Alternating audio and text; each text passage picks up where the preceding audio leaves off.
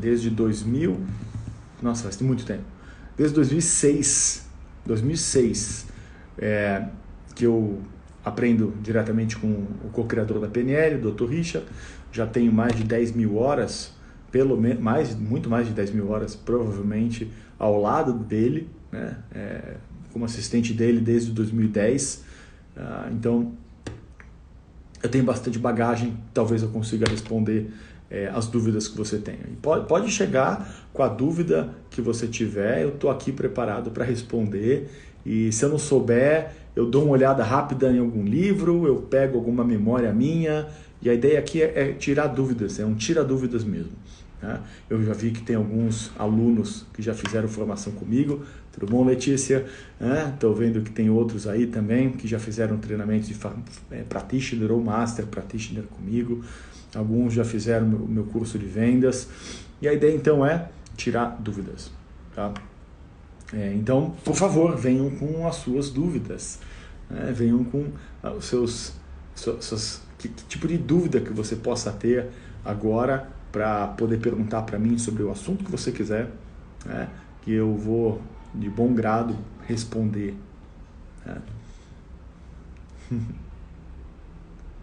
Então pode digitar aí a sua dúvida que eu estou aqui. Pode ser uma dúvida avançada para quem já fez treinamento. Então, Letícia, se tiver dúvidas mais avançadas, só de quem já fez um Master Practitioner comigo, ou qualquer outro tipo de dúvida. Dicas de modelagem. Pronto, você já fez meu Master, então você já aprendeu, o processo de modelagem. Então vamos primeiro para essa dúvida aí da Letícia sobre dicas de modelagem.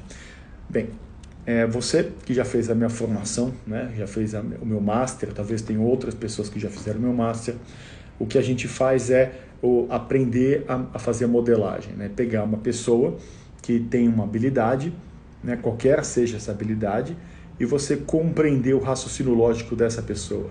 Você conseguir extrair dessa pessoa não só o raciocínio lógico, mas todos os pontos de vertentes que existem no processo dela decidir alguma coisa ou não.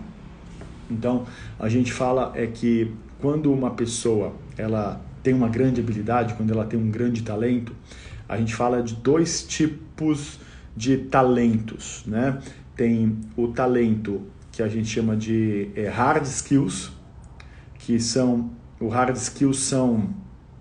especificamente práticas que ela tem que fazer exatamente daquele jeito, senão não tem resultado.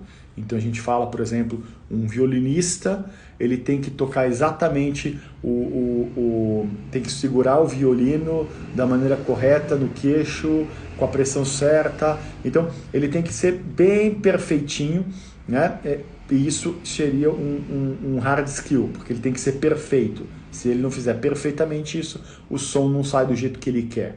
Tá? Então, isso é o hard skill. Soft skills seria, vamos pegar o violinista de novo. Ele já é um violinista, ele já sabe fazer o hard skills muito bem, e agora ele está inovando.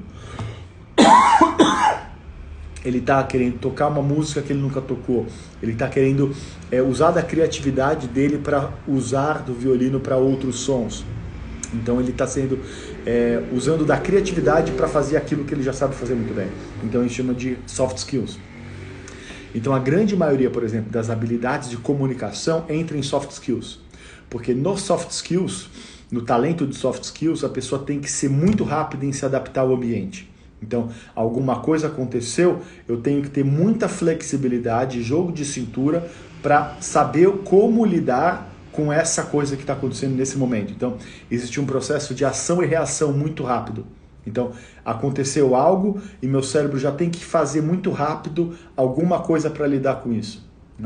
Então, isso existe um ambiente externo me influenciando internamente e eu tenho que reagir a esse ambiente externo internamente, externamente novamente. Então, isso é um soft skills. Então, vendedores normalmente caem nessa categoria de soft skills, porque ele tem que rapidamente se adaptar ao cliente. O cliente chega com uma dúvida que talvez ele nunca recebeu, muitas vezes o temperamento do cliente é diferente, então tudo isso vai influenciar. Um jogador de futebol, por exemplo, entra em soft skills chega um momento que chega a ser uma soft skills, porque ele tem que se adaptar ao que está acontecendo no jogo, né? Ele tem que primeiro desenvolver o hard skills, que é saber exatamente como tocar na bola com o pé esquerdo, exatamente como tocar na bola com o pé direito. E isso não pode mudar. Ele tem que fazer da mesma maneira sempre que ele for fazer, né? Por isso que, por exemplo, o Tiger Woods, né, ele rebatia no golfe milhões de vezes e milhões de vezes, Ele sabia, ele tinha que ser perfeito, ele tinha que ser 100% perfeito na hora de fazer a tacada dele, né? Então isso entra em hard skills, né? Soft skills o vento mudou, agora alguma coisa aconteceu e eu tenho que ter a velocidade de reagir ao ambiente. Isso entra em soft skills. Então, se você sabe, né, que tipo de habilidade que você quer modelar, né? Você quer modelar uma soft skill ou você quer modelar uma hard skill?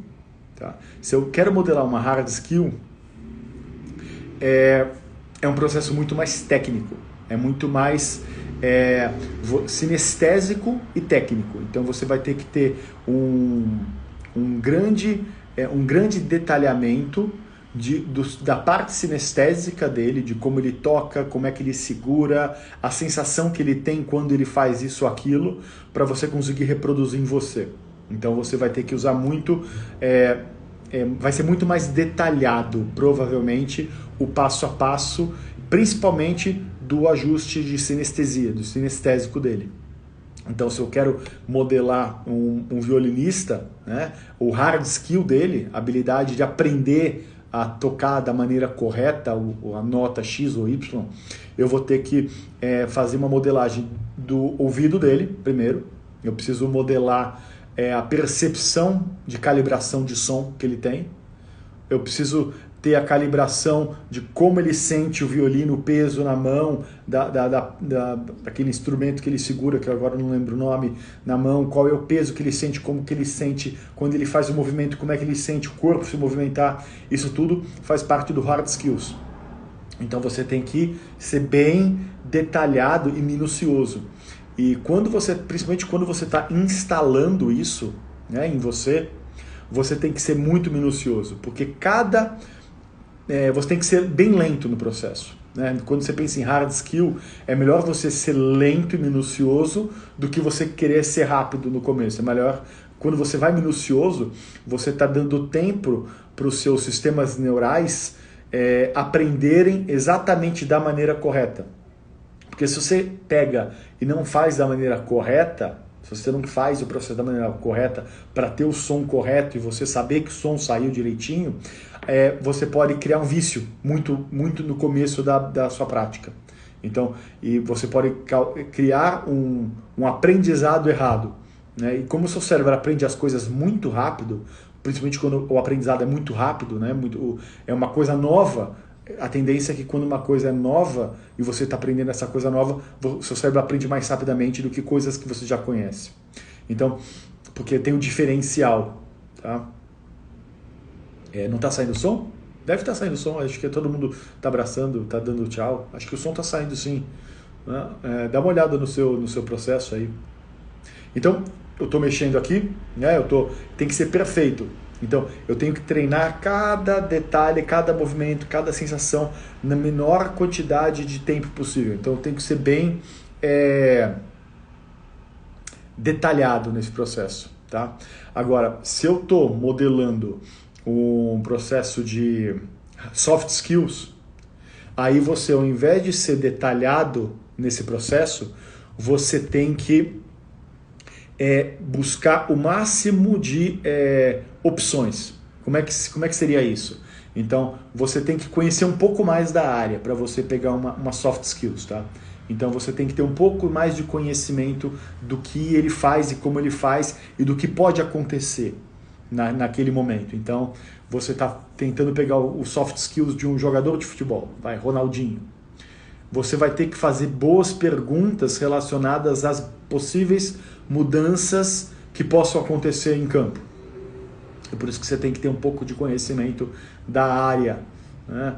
Então você, por exemplo, vai ter que perguntar, quando você está no campo aqui, e o centroavante está aqui e você recebe a bola assim, como você sabe que a bola vai chegar aqui? Como é que você sabe que você vai conseguir levar a bola para lá? Então você vai ter que criar, fazer perguntas perguntas abertas, não, são perguntas mais fechadas. Né? Então você vai direcionar para perguntas mais fechadas para você perceber para onde é que está indo o sistema de decisão dele. Então você vai muito mais nesse momento verificar o que ele está vendo, o que ele está percebendo no ambiente para ele tomar a decisão que ele tomou, nesse caso. E você vai ter que ter uma amplitude muito grande de possibilidades. Porque soft skills, normalmente a pessoa que é muito boa no que ela faz, em questões de soft skills, ela tem uma grande quantidade de opções de reação. Né? Então a gente vê, por exemplo, a entrevista do nadador, né? o Phelps, né? O Michael Phelps. Ele tinha na cabeça dele preparado não sei quantos possíveis cenários, e para cada cenário ele tinha uma percepção que o cenário entrou em cena e um jeito de lidar com esse cenário. Né? Então isso entra em soft skills, né? Porque ele tem uma grande flexibilidade para perceber rapidamente uma mudança e tomar uma atitude em relação à mudança. Vamos ver, por exemplo, lutadores muitas vezes usam muito dos soft skills. Eles treinam a possibilidade, né, de receber um soco na cara 1000 vezes, 2000 vezes, 10.000 vezes. E ele tem que fazer com que essa sensação, essa visão de um murro chegando no rosto dele seja automatizado. Ele tem que, o cérebro dele tem que ter treinado tanto essa soft skill ao ponto de quando o burro chegar perto, o corpo dele automaticamente, não precisa ficar pensando, automaticamente ele já faz o movimento contra-exemplo e o contra-ataque, por exemplo. Tá? Então, por isso que quando você está modelando soft skill, você tem que pegar todas essas possibilidades e leva mais tempo também, né, para você pegar todas essas possibilidades. Então você está pegando o máximo de opções possíveis. Então, outra dica legal, quando você está pegando uma soft skill, não tenta pegar tudo que você puder, porque você não vai conseguir implementar numa pessoa. Começa a pegar as coisas mais básicas. Né? Então, se eu quero aprender a surfar, eu vou pegar o mais básico, eu não vou querer saber como ele enxerga, como ele sente quando está tendo uma onda de 3 metros. Eu vou querer ver como é que ele faz numa onda de meio metro. Né? Então, você tem que pegar as soft skills que estão mais próximas da habilidade da pessoa com quem você vai instalar. Então, se a pessoa nunca tocou na bola, talvez nem seja interessante você pegar soft skills, talvez seja mais interessante você pegar hard skill para treinar essa pessoa, para depois ir para uma soft skill. Né?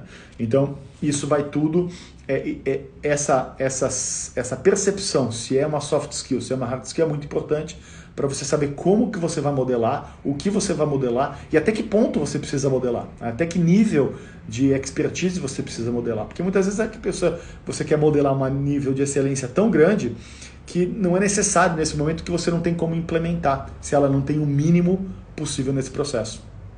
Né?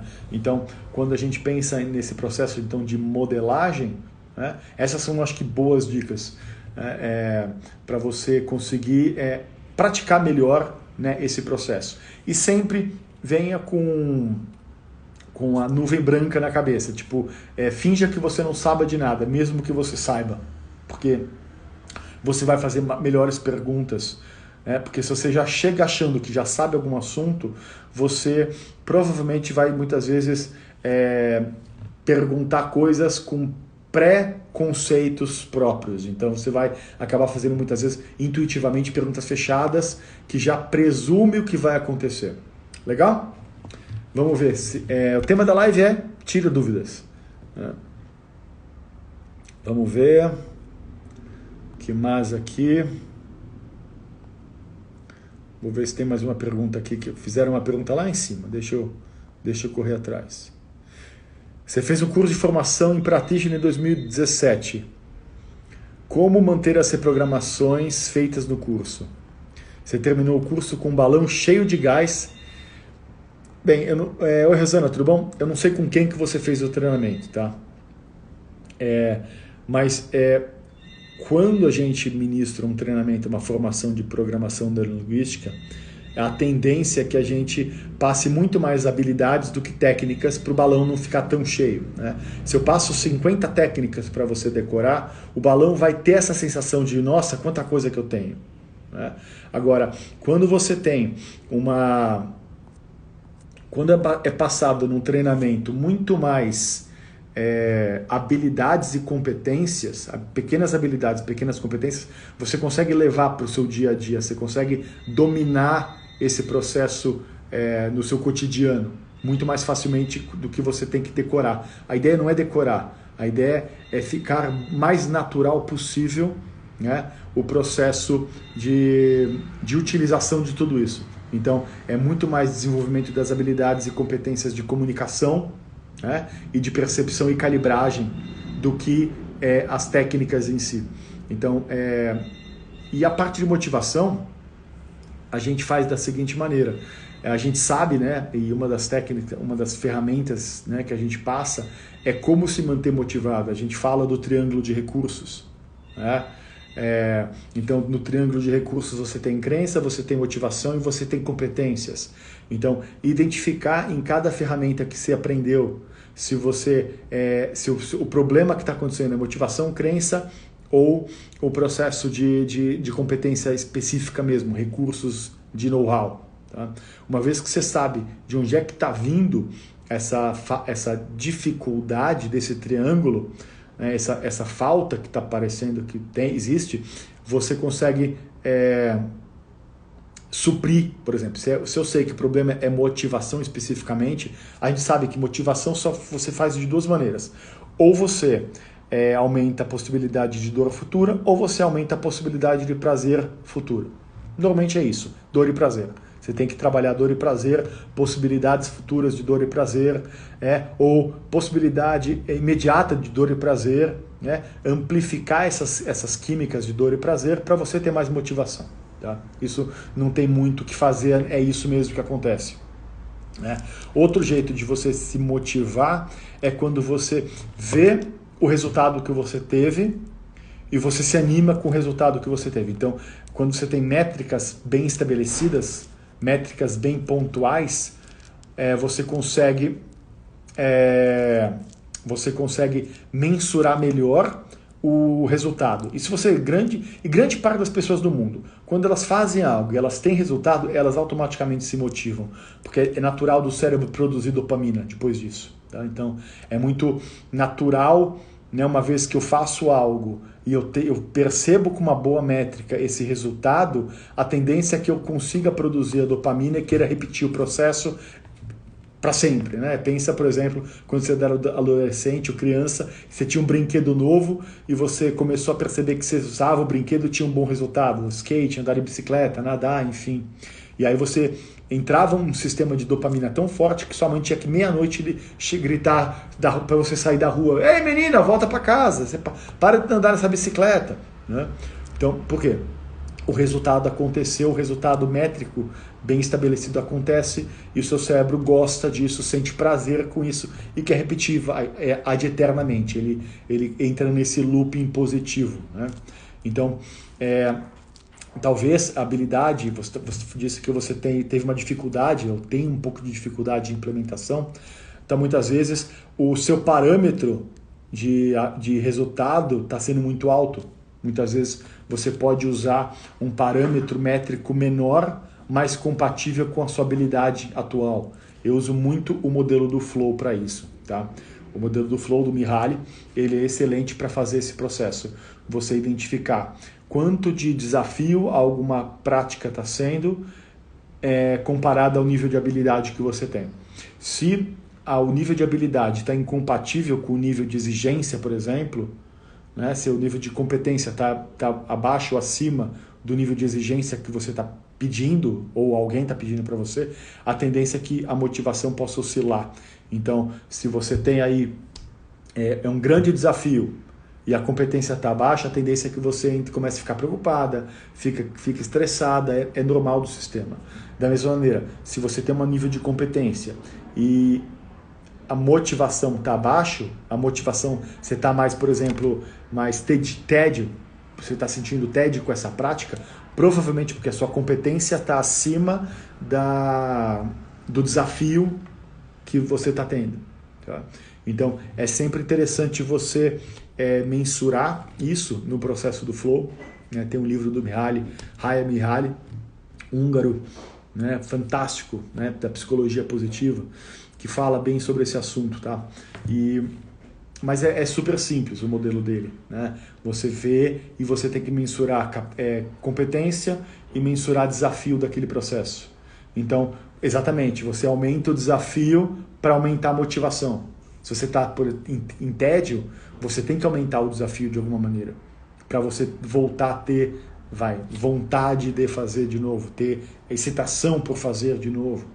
Da mesma maneira, se o desafio está muito alto, né, a tendência é que você fique estressado. Então, diminuir o desafio, diminuir o perfeccionismo, muitas vezes, que a gente tem para atingir alguma coisa. Então, muitas vezes você se compara com alguém que faz isso há 20 anos. Né? Então, o seu nível de exigência está muito alto com base na sua competência. Então, você tem que diminuir. E isso meio que você vai fazendo durante o processo inteiro do desenvolvimento de qualquer habilidade. Porque se você fizer isso bem feito o tempo todo, você sempre vai estar oscilando entre estou me sentindo confortável e estou me sentindo animado. Então você fica entre animado e seguro. São dois bons estados para se estar enquanto você desenvolve uma habilidade. Excitação, né? Que legal, estou fazendo, e segurança. Então, ficar oscilando entre esses dois é legal. Quando você está desenvolvendo qualquer tipo de habilidade de se comunicar, habilidade de falar uma nova língua, habilidade fisiológica, enfim, qualquer tipo de habilidade dessas é super importante. Tá? Deixa eu ver se tem mais alguma pergunta. E fala nisso, eu não queria vender nem curso nem nada, mas para quem já fez formação de PNL, né, comigo ou com outra pessoa, e está tendo dificuldade de implementar, eu desenvolvi um curso online, tá? Ele foi lançado ontem mesmo, chama Autoaplicação da PNL, tá bom? Tá no meu Instagram e você pode puxar, arrastar para cima e vai cair na página. A ideia desse curso de autoaplicação da PNL foi desenvolvido exatamente para quem já fez curso, já fez uma formação de PNL, já leu livros e está com dificuldade de implementar o processo no dia a dia. Tá? E por isso que eu fiz pensando nesse público mesmo, porque mais de 15 anos ministrando, eu sei que é uma grande dificuldade das pessoas conseguirem usar no dia a dia para elas mesmas, né? A implementação para elas mesmas. Por isso o nome Autoaplicação de PNL, tá bom?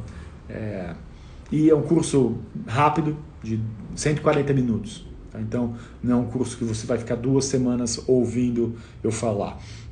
São 140 minutos, aí você acaba o treinamento e tem várias práticas para você conseguir implementar a PNL no seu dia a dia, principalmente se você já fez algum treinamento antes. Tá? Mesmo que você não tenha, mesmo que você não tenha feito nenhum tipo de treinamento anterior, mas você já leu sobre o assunto, já leu algum livro sobre o assunto, por exemplo, esse livro aqui é muito legal, né? A Introdução Definitiva da PNL, tá? Do próprio Richard, é bem legal como livro inicial, caso você nunca tenha lido nada, ele é bem legal, ele é pequenininho, ó. Ele é bem fininho e ele é muito bom porque ele te coloca no ponto de vista do aluno em sala de aula. Então é o ponto de vista, se eu não me engano, do John. Então o John é o personagem que vai na sala de aula com Richard Bandler durante 3 dias. Tá? Esse livro é bem legal. Tá? Se você leu esse livro, você já conseguiria fazer esse treinamento online meu. Vamos lá. Se tem mais alguma pergunta... Rafael, você quer elicitar suas próprias estratégias? Difícil. É bem difícil você conseguir elicitar estratégia própria, porque grande parte das nossas estratégias estão no modelo, já estão automatizadas. Você precisa de uma pessoa do seu lado fazendo perguntas e percebendo o seu processo para você conseguir descrever sua estratégia de maneira bem funcional.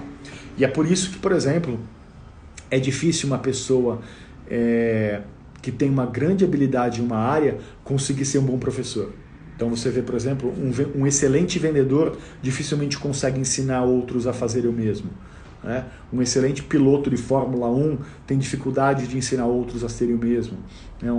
Então existe isso porque grande parte dessas pessoas que têm uma grande habilidade, ela faz muito automaticamente.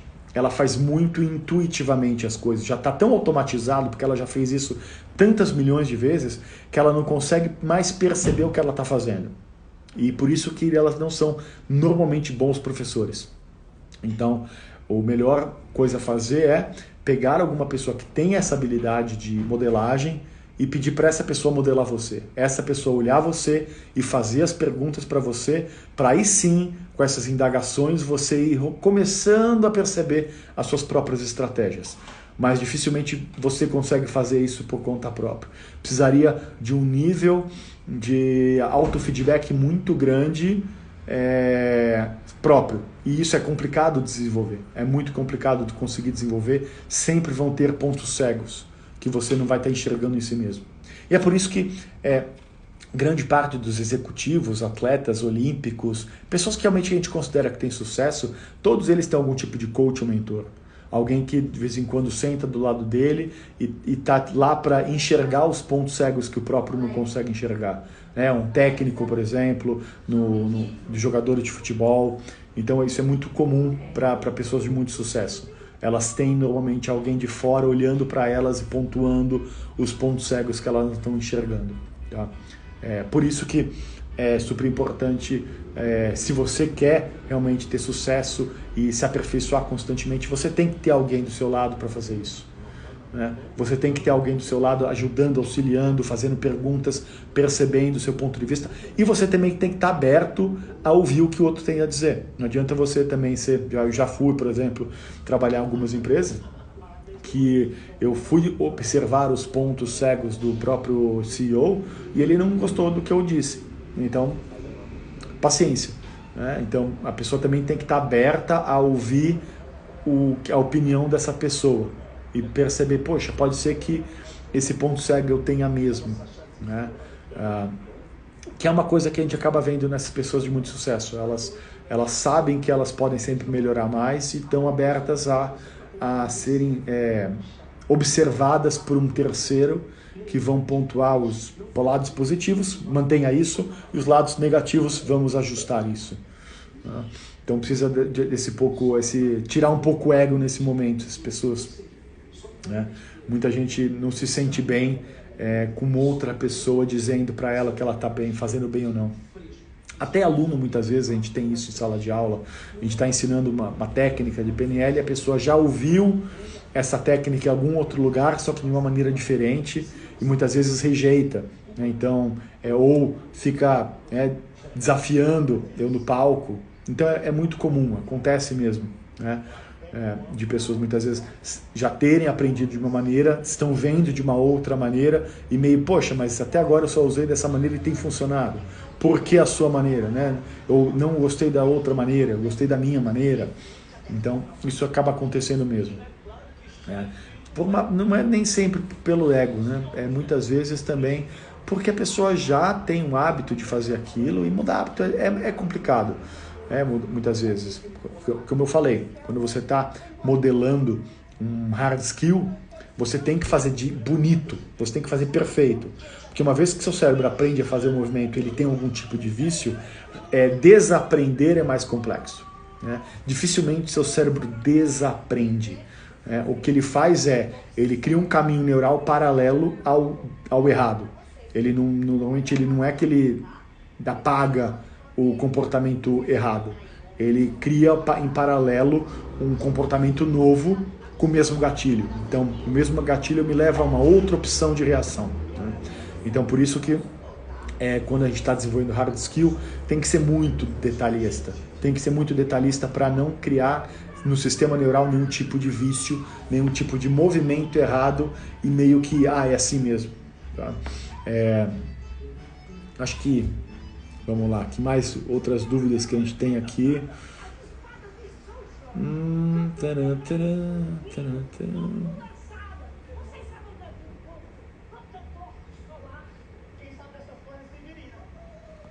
Não tem mais dúvida?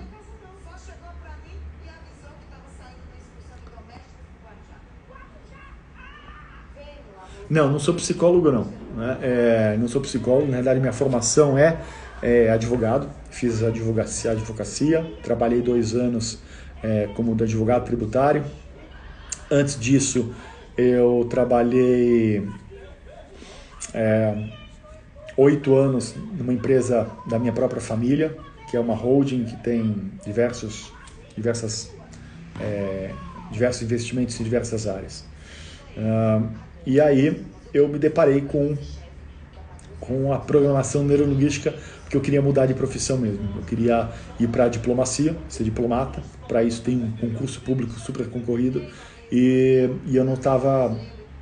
Digamos que estava sendo difícil passar no concurso público. E aí um colega meu me disse que tinha um curso que deixava a gente mais inteligente. E era um curso de PNL. Né? Aí eu fiz, gostei e comecei a trilhar esse caminho. Tá? Vamos lá. Você pode refazer essa pergunta? Eu sei que você fez essa pergunta bem anterior, né? Emily Metroy. Refaz essa pergunta para mim. Valdemir, não pretendo traduzir nada. Não tem nenhum livro. Meu foco não vai ser tradução de livros estrangeiros de PNL. O mercado é muito pequeno ainda e eu sei que Tony Robbins vende bastante, mas Richard Bandler ninguém conhece. Vamos lá.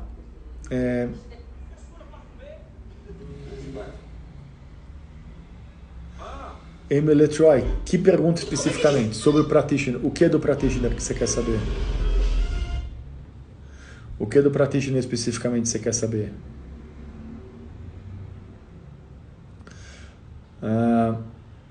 Elton, vamos lá, enquanto o Emiroy responde lá embaixo. Training, não existe training em português. Não existe. É uma cópia barata. Qualquer um que você for fazer é uma cópia barata. Não existe nenhum training no Brasil. O único training é com o Richard Bandler ou com o John Grinder, tá? Isso não existe no Brasil. É o mesmo nome, para uma coisa diferente. Ele vai, teoricamente, é um treinamento que te ensina a ser um treinador, mas não tem nada a ver com o treinamento que a gente faz nos Estados Unidos.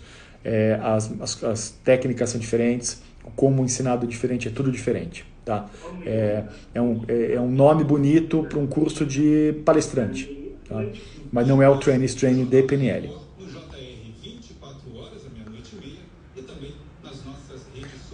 Ah, sim, existe sim diferente de practitioner, com certeza. Não é nem de escola, de treinador para treinador você vai ver diferenças em como o practitioner é ministrado. Primeiro porque cada pessoa tem a sua individualidade. Né? Não tem como 2 pessoas ministrarem a mesma coisa. Por quê? Os cursos de PNL, eles não têm script. Não existe script. Você tem o quê? Um grupo de ferramentas e habilidades que você tem que ensinar. Ponto. Agora, como elas serão ensinadas, a sequência que elas serão ensinadas, os exercícios que serão feitos para elas serem ensinadas, isso vai depender da opinião e do momento que o treinador tiver com os seus alunos. Então, não existe script. É diferente, por exemplo, do leader training, que não importa onde você faça, vai ser o mesmo script. Né? Você vai ter o DL, vai ter o leader training, vai ter... É tudo scriptizado. Horário vai ser aquilo que vai acontecer, a música vai tocar no horário certo, depois vai falar uma metáfora, e aí vai ter o exercício da água, e aí vai ter... Não, em PNL, a PNL, pelo menos que é ensinada pelo Richard e a que eu sigo, não existe script nenhum. Então, é muito individual. O practitioner, tanto master practitioner individual. Você vai ver que tem escolas ou treinadores que têm um vínculo emocional maior com algumas técnicas. Então, eles podem dar mais foco para uma técnica ou outra. Muitas vezes, o próprio background do próprio treinador, né? Então, se é um treinador psicólogo, talvez ele leve o practitioner para uma linha de psicologia, para uma linha de técnicas para terapia, autoterapia, autoterapeutização. Um outro treinador que tenha talvez, por exemplo, eu sou muito da escola de ensinar você a ser genial, você conseguir aumentar seu nível de sabedoria, você ter mais raciocínio lógico, mais desenvolvido. Então, eu levo para uma área mais raciocínio lógico, desenvolvimento de inteligência, habilidades, aprendizados, do que para o lado terapêutico. Tá? Óbvio que tem uma técnica ou outra que a gente tem que levar para o terapêutico, principalmente porque a pessoa tem que sair, ela tem que estar, para ela estar usando todas as possibilidades neurais que existem, ela tem que estar bem resolvida com ela mesma. Né?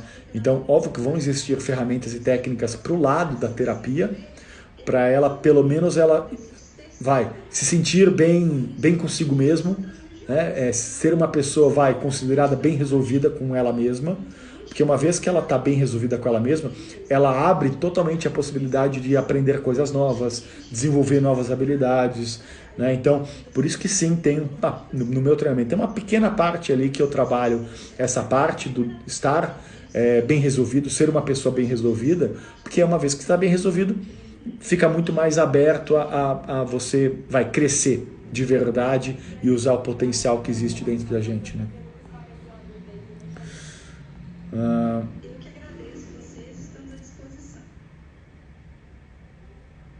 Vamos lá, Lukowski. Deixa eu ver. Lukowski.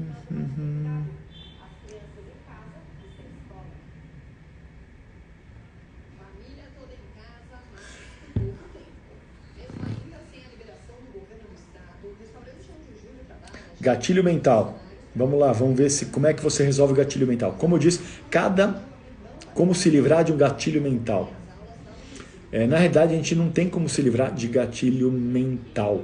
A gente muda, a gente cria uma nova opção para reagir com alguma coisa que já acontece. Então,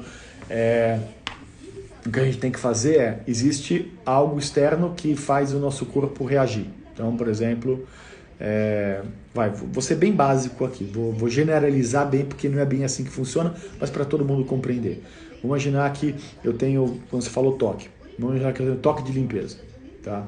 Óbvio que eu vou generalizar tudo isso, não é assim que funciona de verdade, né? As pessoas que têm toque talvez tenham outras coisas mais do que isso, mas vamos imaginar que a pessoa simplesmente, ela sente a mão suja e ela precisa limpar essa mão suja. E ela precisa o quê? Ela só vai sentir a sensação de limpeza depois de 10 lavadas, por exemplo, tá? Então vamos imaginar que a sensação de sujeira na mão, ela não tem como evitar. O que ela vai fazer? Usar luva pro resto da vida? É inconcebível, né? Então ela vai sujar a mão. Então você tem que treinar o cérebro a conseguir sentir a sensação de limpeza já na primeira lavagem, ao invés de ter que lavar 10 vezes para sentir a sensação de limpeza, né? Então eu vou usar o mesmo gatilho sujeira, sensação de sujeira ou sujeira de verdade, e ensinar o meu cérebro, treinar o meu cérebro a ter um novo sistema de reação. Então ele vai continuar tendo lava 10 vezes, mas eu preciso criar uma nova, onde lavou uma vez já se sentiu bem, né? Então é assim que você resolve, né, quando existem gatilhos externos que proporcionam uma reação interna. Você tem que treinar o seu cérebro a fazer um caminho novo e aí, se você fizer bem feito, tiver uma nova métrica, você vai ficar feliz com o novo resultado. Isso vai produzir o quê? A dopamina, que vai te motivar a querer fazer de novo, e de novo, de novo, de novo, de novo, até que você cria o hábito, um novo hábito com um novo tipo de gatilho. Um novo recurso, né?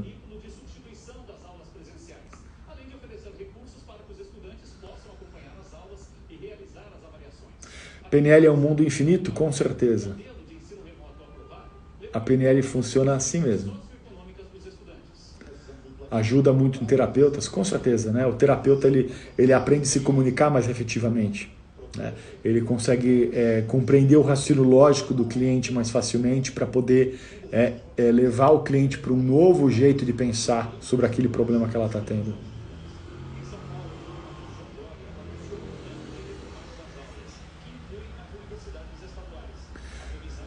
Então, os instrumentos e técnicas podem ser diferentes, com certeza. Vai ter gente que vai ter uma linha de raciocínio mais levado a Robert Dilts, vai ter gente que vai seguir um caminho mais do Grinder, vai ter gente que vai ter um caminho do Bandler, que é o meu, vai ter gente que vai levar um caminho próprio, que ele inventou na hora, vai ter gente que está usando o caminho de outro, mas vai dar outro nome para dizer isso. Então, você vai ter a possibilidade, sim, de ter várias possibilidades. Por isso que você tem que escolher bem o treinador que se encaixe bem ao seu estilo, né? Então, você tem que escolher o treinador não só pela escola que ele segue, mas também o estilo dele, né? Que estilo que qual é o seu estilo, né? Para você entrar você ter um tipo de ligação com o treinador, porque aí você aprende muito mais fácil quando você tem uma ligação maior com o treinador. Então, eu acho que você tem que ouve o treinador falar, ver lives que ele tem e ver se você se identifica com o comportamento dele, com a linguagem que ele usa, com como ele se comporta, a naturalidade dele, enfim. Eu acho que vai muito mais disso. Eu acho que é mais assertivo você buscar por isso, pelo treinador, pelo estilo do treinador, do que por o treinador ensina essa ou aquela ferramenta diferente. Porque, no final, você pode aprender a ferramenta sozinho, mas nunca você vai conseguir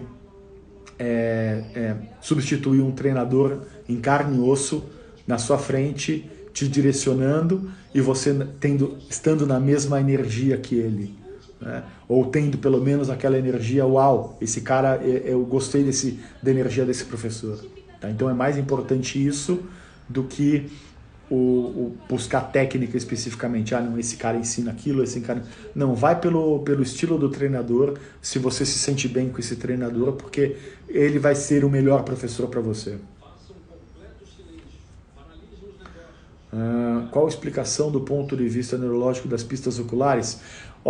Até hoje não existe nenhuma explicação neurológica das pistas oculares. Não existe. O que existe é um padrão da pessoa. A gente percebe que existe essa padronização. Então, existe uma padronização dessa pessoa em relação ao como que os olhos se mexem de acordo com o que ele está fazendo internamente. Tá? Mas isso é muito pessoal. Aquela ideia de que para cima, para a esquerda é lembrado, para cima, para a direita é construído, para baixo, para a direita é diálogo interno, para baixo, para a esquerda. Isso é uma generalização. Mas você tem que verificar esse padrão em todo mundo. Vai ter gente que vai ter invertido, vai ter gente que vai ter invertido para cima, para baixo. Então, existe um padrão? Existe. Agora, não existe um padrão mundial. Muitos dizem, 70% é isso, 30%. Eu não acredito nessa probabilidade aí, não. Eu acredito que cada pessoa que você estiver na frente, verifique como ela funciona. Se ela está construindo imagens olhando para baixo, construindo imagem olhando para baixo. O padrão dela é esse, acabou. Né? Não é tentar encaixar ela no padrão do mundo. É encontrar o padrão da pessoa com quem você está se comunicando. E aí, Plínio, tudo bom? Desde janeiro. Você ficou comigo o mês inteiro, né? Como é que você tá? Um grande abraço para você.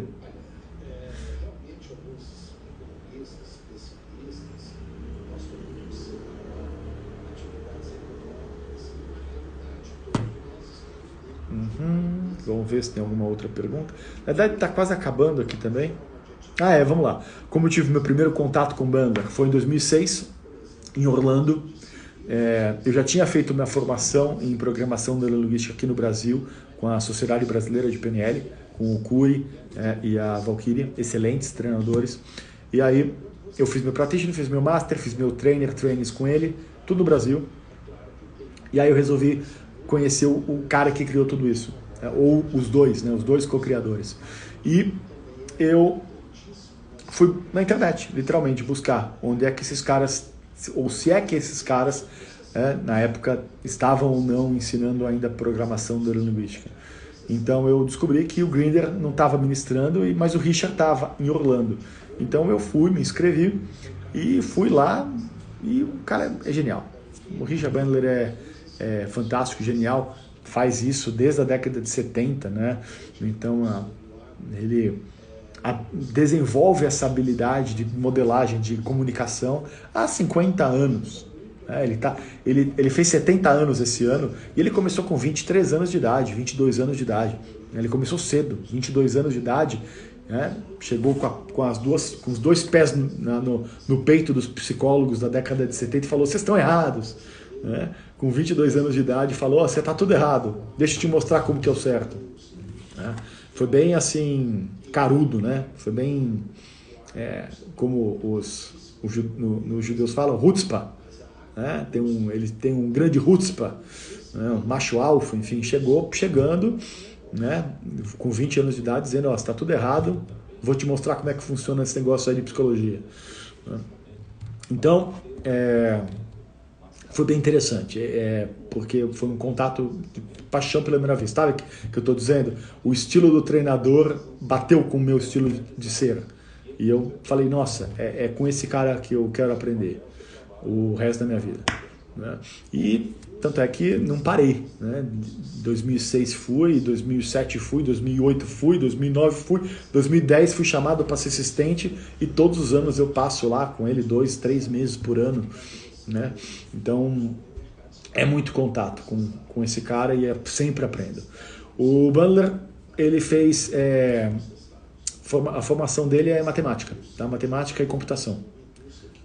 Faz duas únicas coisas que ele aprendeu: matemática e computação. E o Grinder é linguista, a mistura dessas habilidades de computação, matemática e linguagem. Desenvolveu a habilidade de modelagem e aí eles começaram a modelar o que tinha na região deles, experts em psicologia, né? Em São Francisco, eles estavam perto de São Francisco, em Santa Cruz, na Califórnia. E era o centro da psicologia. Era como se fosse hoje em dia o Vale do Silício para a tecnologia. Né? O Santa Cruz da Califórnia era o centro da psicologia, o centro das testes, experimentos. Então, você tinha lá mais de 150 diferentes escolas de psicoterapia, cada uma tentando resolver o problema, uns de ego, outros não sei o que mais. Então, eles estavam no ambiente para isso mesmo. Né? Então, eles estavam lá observando, ok, quais dessas escolas de psicoterapia que estão surgindo por aqui que realmente funciona, tem uma boa métrica, daquelas que é só papo furado, é só teoria. Então eles foram meio que matematicamente, né, verificando o que realmente tinha e trazia resultado daqueles que não tinham resultados nenhum. E aí eles foram percebendo quais as habilidades dos bons psicólogos e a habilidade dos psicólogos que não eram bons. E eles foram separando e desenvolvendo no começo a PNL. Né? Até que eles perceberam que era muito mais do que só essa área. Eles começaram a abrir para vendas, a área, modelagem de qualquer coisa. Tanto é que, para quem não conhece a história do coach, é muito legal. O